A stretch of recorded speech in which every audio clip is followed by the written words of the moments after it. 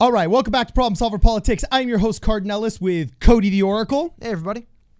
And Andrew Yang has come out with a very interesting idea. I kind of question how he could implement it as president of the United States of America, but it is definitely one of those things that tickles the noodle, makes you think, and a lot of people have really fallen in love with, and that is the idea of a 4-day work week. Now, I know that sounds just kind of whimsical from the beginning, but it has a lot of implications for how we would function as a society, what we would do with X, Y, or Z free time generated, and how we function as an economy. So, Cody, tell us what's going on, man. Alrighty, well, I guess so. The first thing we'll get into is the kind of more the newsworthy angle of this, how we're talking about it today. A study came out recently from Microsoft, and it said Microsoft switched to a 4-day work week, and the results were eye-opening. It wasn't all of Microsoft, but it actually was one specific. When I tell you which part of Microsoft that implemented this, you're probably. I was like, wow. If every part of Microsoft implemented, this is the one that surprised me the most. Like a anyway, janitorial department or what? No. We'll go through and read a little bit more. But so they mentioned that I like this first sentence. I wanted to talk about it, where they say we spend roughly 1/3 of our life asleep, another third at work, and the final third trying our best to have a little fun. But is that the correct balance? Should we spend as much time at the office as we do with our friends and family? One of the greatest regrets people have is they spend too much of their time instead of enjoying quality time with. They spent too much of their time instead of enjoying. I think they meant working. They forgot. Yes. Anyway, and that is an interesting angle. Now they do mention, I believe, in another article I was talking about. Now there's this idea of. So what? I get 3-day weekends where I get to just booze cruise it every weekend forever. Like, what does that mean exactly? Right? Like, there's a better work-life balance. I don't work and I party every day. So you know what I mean? Like, because I don't think that's the thing. But I do think this is kind of the idea you see from people. We have a quote here from the Britain's Shadow Chancellor, according to Good.is. I saw an interesting article. I'm not 100% familiar with the source, but article is interesting. Okay. But this is sentiment you hear a lot, right? That we should work to live and not live to work. This idea that people should. Yeah, one of my favorite memes is man was not meant to pay bills and die. Yeah. Well, ever seen the SpongeBob clip? I am unfamiliar with SpongeBob next to you. Therefore, there's chance I have not seen it. However, I have taken your SpongeBob challenge, and I'm attempting to get through the whole entire first season before Christmas with my son. So I am therefore more in the know. It's actually. It's actually really kind of depressing. Anyway, that aside, right? That is interesting, right? You heard that as well. So, Andrew Yang was. We'll go through a brief history of Andrew Yang tweeting his support for a shorter work week. Again, here's the really interesting part of the thing. So I believe it's come down here. An eye-opening study from Microsoft. They didn't edit this article. I apologize. Anyway, they conducted at a subsidiary in Japan. Oh, okay. Found that implementing a 4-day work week led to nearly 40% boost in productivity. Now, generally speaking, Japan's one of those countries that, and we'll go through another article and kind of show you guys. Yeah, the they data. overwork themselves like nuts. You're not allowed to go out home until the boss goes home. I don't know if overwork's the word. It's just a different work culture. Dude, Yeah. As an American, there's Europeans look at Americans and say, you guys are crazy how much you work. And we're like, Yeah. really? We don't think we work that much. That's not hard. It's all relative. You know what I mean? But it's not hard to make European work ethic look bad, but all relative. But get this. So all they did really, nothing too drastic. Microsoft Japan closed its offices every Friday in August of the year to see how it affected productivity year over year. Now, the study showed that productivity was roughly 40% higher in August 19 over August 18. So the month where they had basically 3-day weekends. That being said, I tried to pull the study and get a better look at it. Unfortunately, written entirely in Japanese. I don't read Japanese, so I couldn't find all the nitty gritty. We'll try to do a more detailed report of this for you guys, but Google Translate wasn't totally coming up roses. I've worked at places where they could have done a million different studies, but realistically, somebody was hired or fired, and that's why productivity went up or down. You know what I mean? Yeah. Like it could be something happened. Maybe they'll say, hey, it was the same staff. But you know what I mean? Someone can be going through a messy divorce, and that messes up productivity because they're normally the person who picks up everyone. Yeah, it is tough, but I would say 40% is a pretty jarring number, especially all they did was close on Fridays. Nothing drastic, nothing crazy, nothing. You only have to work 3 hours a day. Just we're closed on Fridays, so we're closed. Basically, they went to the college schedule, the American university schedule of Monday through Thursday, weekends off. But here's the other interesting angle of it. Obviously, employees would like having 3-day weekends. I think for many different reasons. We'll get into all of them, but many different. Here's what kind of fascinated me. I didn't think about this, but it's really interesting. Oh, cool. You guys can't see it. Good. In August 2019, the number of pages printed decreased by 58%, and electricity consumption was 23% lower. Obviously passing on savings to the company. They're on, so this is, and then they wrap up and say, does it mean that a 32-hour work week is a magical point where workers are able to be more productive due to an increase in personal well-being? There probably isn't a magic number, and they say more studies will be required. I would say, and we'll go through in a second and explain why. It is fascinating that in Japan, they basically closed an extra day of the week, and everything in this one particular part of Microsoft this particular month was improved. They saved money. I mean, that is what's fascinating to me. So 1 out of 5 is 20%. So being open 20% less led to a 58% decrease in pages printed. Again, I think that has to be a quirk of maybe they just didn't need to print as much in August and because that sounds insane. Well, to me. I do have to tell. Well, also that might just have a function of productivity because there's actually a lot of science that has not ever produced a single silver bullet answer, but has created a bell curve of results that have definitely indicated certain things. For example, we know the standard of the 40-hour work week with the weekend off was basically invented by Henry Ford, okay? When he figured that, hey, my employees actually do better when they don't just have a day off, they have 2 days off in a row. Sorry, but I can't give Henry Ford credit for inventing days off. I just can't do it. Well, no, but the 40-hour work week he's credited with inventing. And he also said if I pay them slightly more and then give them more leisure time, the chances of them actually purchasing from the goods they manufacture and creating a microeconomy that actually somewhat boosts my sales also increase. So there are all these other tangential benefits, okay? However, that single idea of his, just like the guy that invented GDP said, hey, this isn't a perfect measurement, but now it was like solidified for 100 years is the way we measure things. The 40-hour work week, as invented by Henry Ford in order to build his Model A's, his Model T's, and so on and so forth, basically was solidified in the American psyche, its zeitgeist, its culture as the way we work, okay?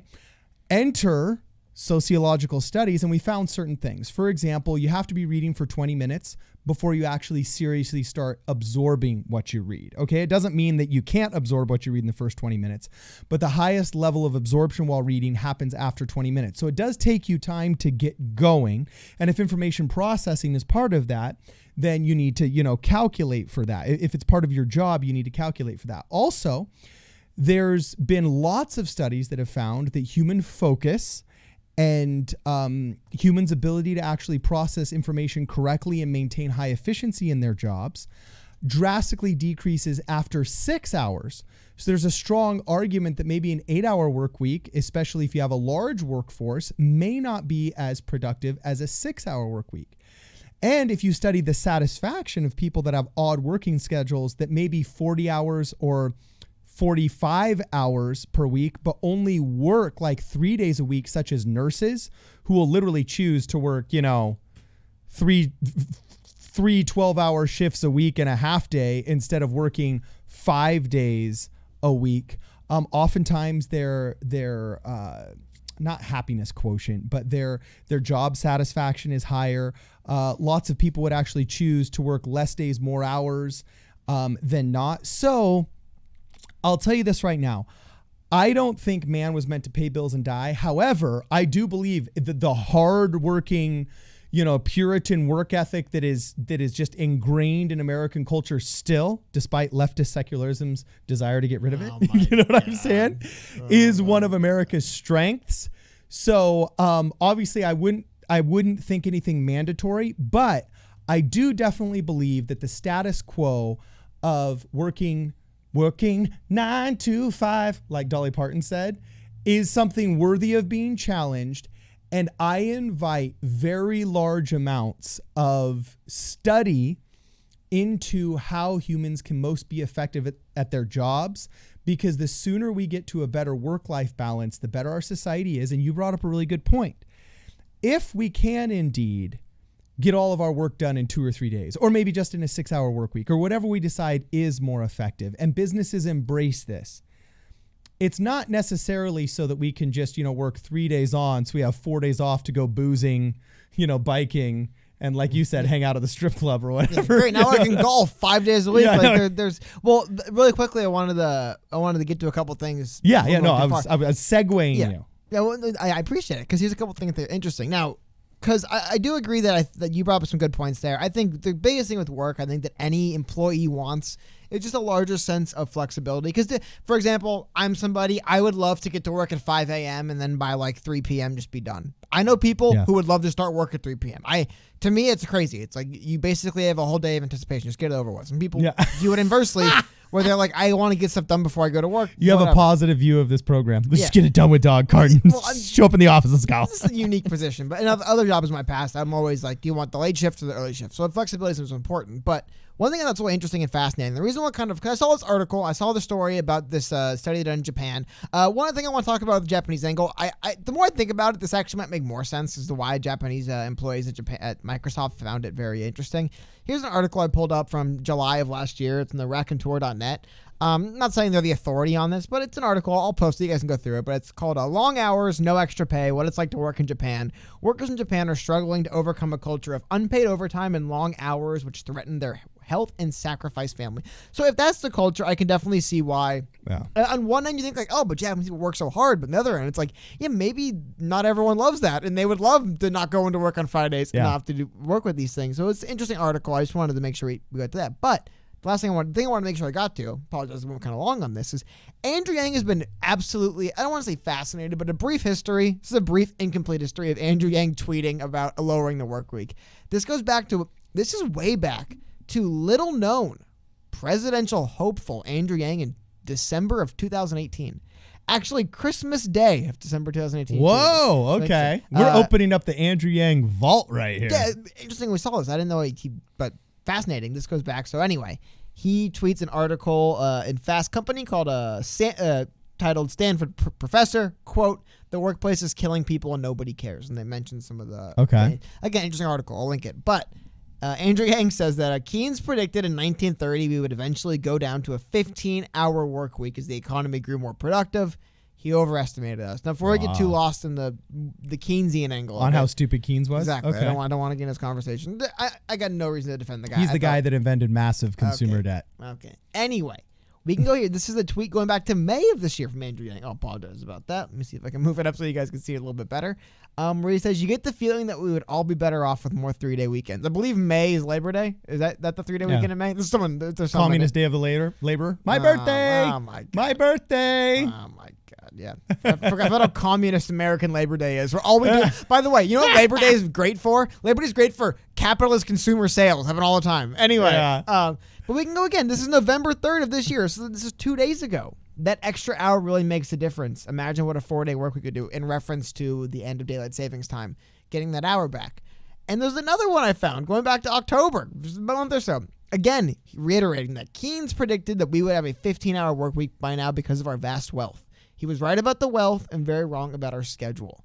The reason I wanted to highlight those is because Andrew Yang clearly, is passionate about this concept of not lowering the work week, but finding a better number. This is kind of interesting little anecdote. I think I've brought it up before, but a lot of people are kind of like you brought up. There's this kind of culture, especially in American hospitals, of like doctors when they're trying to get through, what do they call it?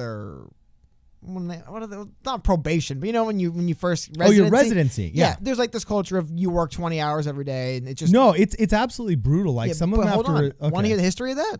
Anecdotal history. I don't know if it's 100% history, but I've heard the story. Anyway, at the time, going back about 100 years, early 1900s, one of the most influential American doctors who was training these young doctors around him just went all day every day.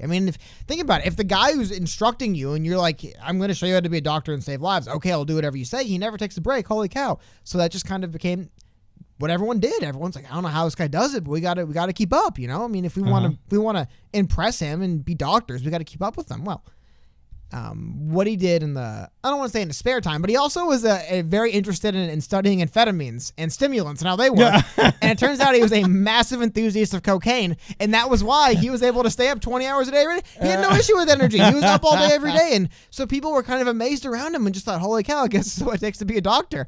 And anyway, but I thought it was a funny anecdote. He brought up the Ford thing. Sometimes something just kind of happens and it just kind of gets ingrained as, well, that's how we do it. Oh, Yeah. yeah, you just work 19 hours for like 5 days a week. Before we did the high you jump. just do that. It's not because you brought up something interesting. For example, I know it was different. I don't know if it was specifically for firefighters. I believe other similar jobs, because it's a 24-hour thing. They'll do multiple days in a row on and multiple days off, because the understanding is you can't be on all the time. But I thought it was funny how you'll notice that there isn't this culture of dorms and hospitals where doctors. Honestly, I wonder, could that be a better setup for hospitals where doctors just live there for 4 days? No, they do that. Like when I was at CHLA, there were doctors that lived in the basement. But what I mean is, like, literally, like they literally live. But I mean, like, there's a dormitory and it's above board and you're supposed to be there, and it's just what we do, and it's not like this. Yeah, I can't leave. do. I got to stay. Like the residents come in and they'll come in for like 6 to 8 week times. But do they have like nice rooms and dorms? Yeah, they like, actually have like little rooms in the very basement. good. And it's kind of like a little military barracks. You got like, your little bed there. You got your little Like I said, nightstand. So anyway, You're never there except for to crash and sleep. So at it's risk of- rudimentary. At It's risk of veering Spartan. too off. Yeah, but Spartan. It is good. But so NJ's passionate about this. So what would happen? I thought one fun discussion I want to have before we get too long. You kind of teased this. How would a president encourage shorter work week? I mean, I don't want to say I don't want a president necessarily leading by example on that one. I don't know if I want my president working a 20-hour work week. I think I want him working 20 hours a day. You and I could never do this. No, but here's the thing. Because we have to produce video content every single day. But It like has I to be said, relevant. Flexibility, I think, is more the key. And I think there's ways for Choice. I was going to say Yeah. choice. You say I flexibility. think there's a Same way thing. for a government to incentivize flexibility in hiring.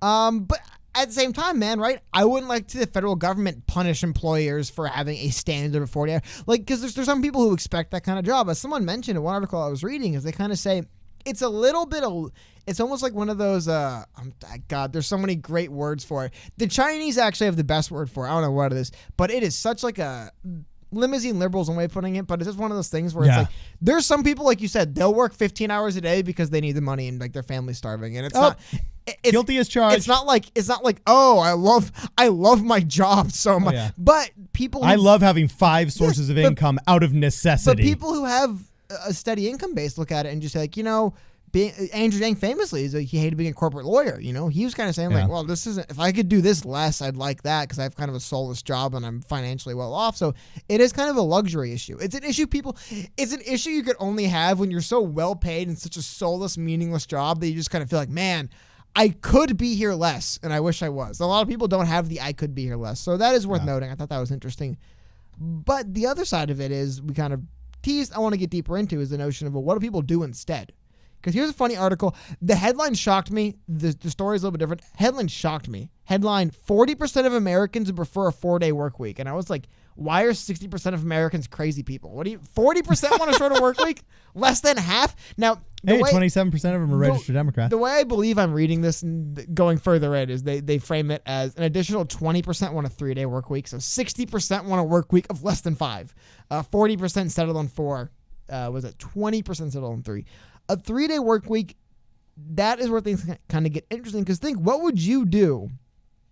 What would you do if you worked 3 days a week? What if you had a 4-day weekend every single my gosh. week? Right? Because your average American wants at least a 3-day weekend, if not a 4-day weekend, every single week. And also, before you get into one last thing I want to touch on, when they ask people, 9 in 10, or almost 9 in 10, roughly 90% of employees say they lose time every day on work-specific tasks that are not job-related. And an additional 40% of the 90 said they lose at least an hour each day for administrative tasks that do not drive value for the organization. Again, if my position as an employee was every day I waste time on things that aren't my job, and every day I waste time on things that are like administrative and irrelevant. Yeah, like paperwork. But do you not?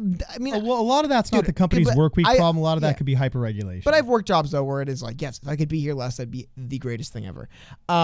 Being here more is not good. Well, I look at this and I think there's implications for this in education. Like, why do we drag? Like, my son's freaking 5 years old, and he's expected to sit still in a classroom for 8 hours. Like, that just does not seem scientific. I believe also, I think they tell the parents this. Maybe not. It's like less rough. Anyway, it's like 8 hours in class is 4 hours at homework, right? Isn't it 30 minutes of homework for every hour in class? Yeah, and it's crazy. Something weird like that where it's like, wow, I don't even work 12 hours every day. Most days, but not every day. And it's like, if we could have work through through play, there's actually this, I don't know what you call her, a sociologist. There's this advocate. I'll call her I a don't know. child's Work advocate. through play kind of sounds like the SJ Dubs coming. Oh, in the no, car. totally. I am absolutely beyond hippie and SJW when it comes to this. All right. And you got to look her up. Her name's Sally Switek. She runs a couple of really great programs and she's figured out how children really have this ability to learn skills faster through play. And you organize these skill learning into play. And she's been able to do it on like a half acre of land of just like free roaming area, you know, and it sounds kind of like, you know, organic free range chickens almost, you know what I'm saying?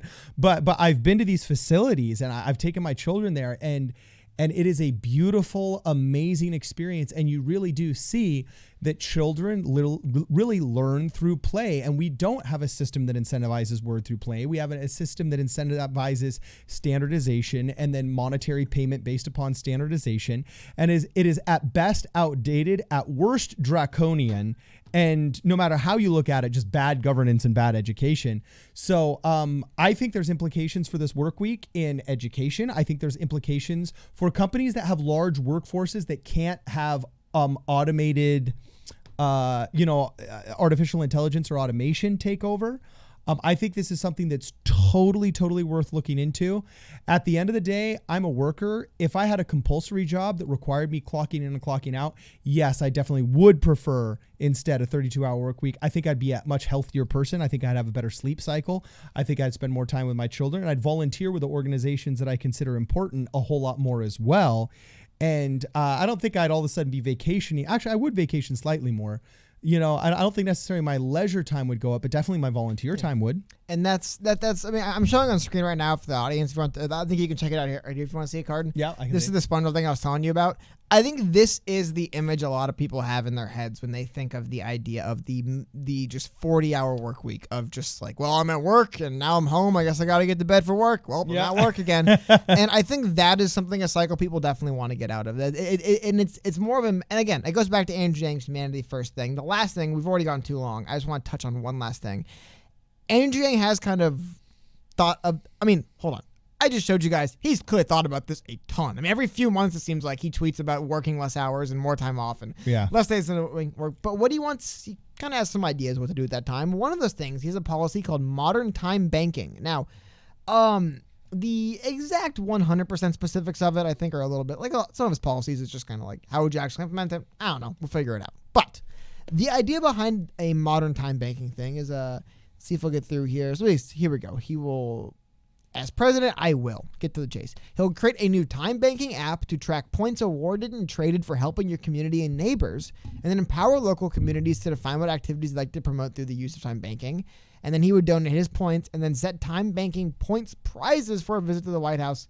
And basically, it sounds a little bit, it's like community service Bitcoin. well, it's actually, you know what it sounds more like? It sounds more like, you know, in elementary school, you have like The star chart. Yeah, it's but like It's a star but chart. IRL. However, I do love the idea of, like I said, I think one of the reasons why Andrew Yang, the freedom dividend touches on this, he's touching on it with work. The reason why he's so passionate about this, he has this idea, you can definitely tell, of like, if we can get people removed from these systems that they feel kind of just trapped and enslaved to, we might see people just spend more time doing things like volunteering at shelters.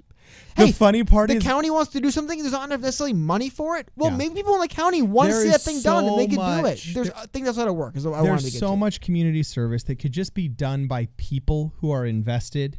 There is so many service hours that could be done at elementary schools helping raise our children, that could be done in jails, in parks, in national parks, in open areas.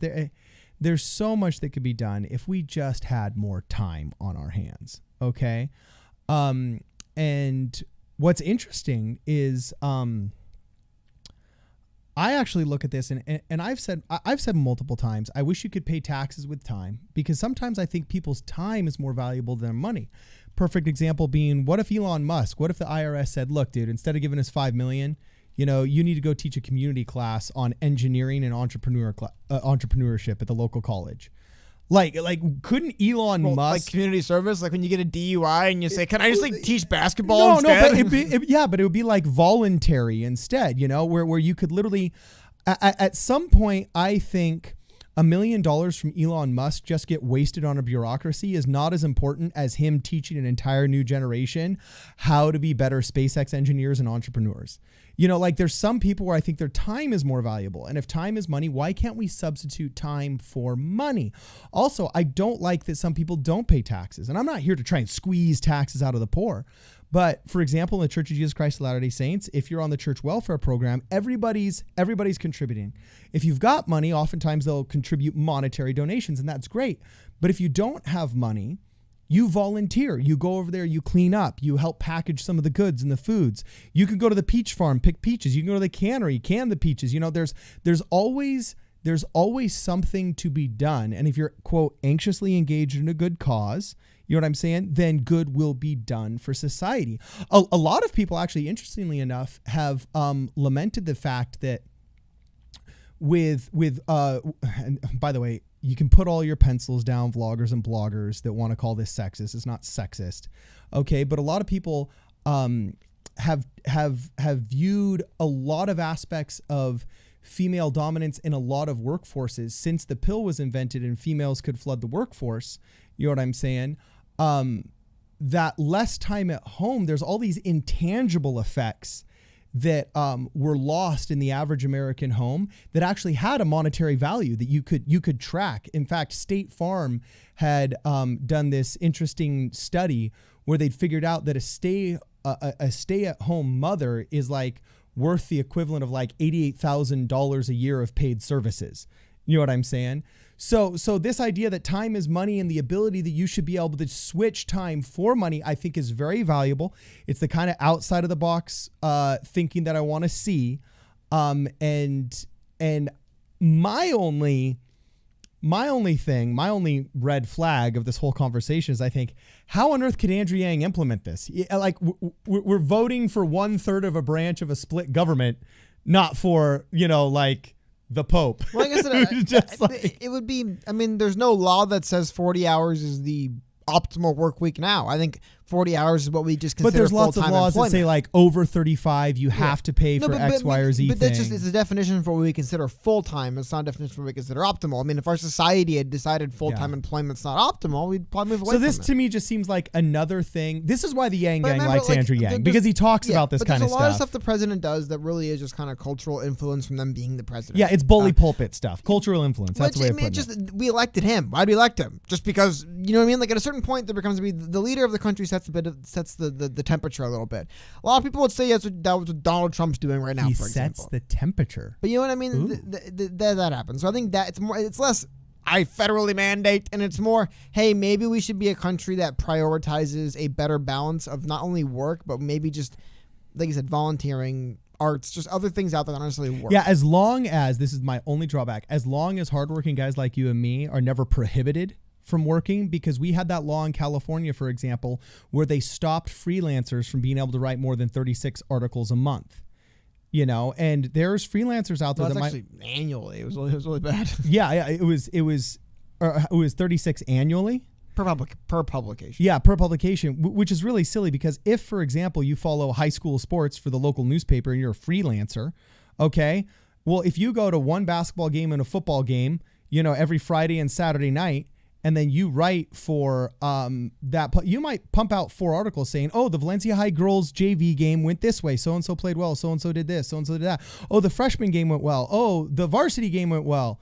Oh, and then I also watched the volleyball game. In one weekend, you might be able to pump out 5 or 6 articles. They're going to be short, but like you're going to hit that 36 in a month. And what you're prohibited from working, like literally prohibited as a freelancer from working, it's backwards. So as long as this veers scientific and doesn't veer into restricting work, I am all for it, and I absolutely love it.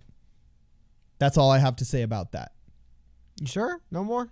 No more. Okay. Well, I'm all done. So let us know what you guys think in the comments below. This is Problem Solver Politics. We'll see you guys in the next video.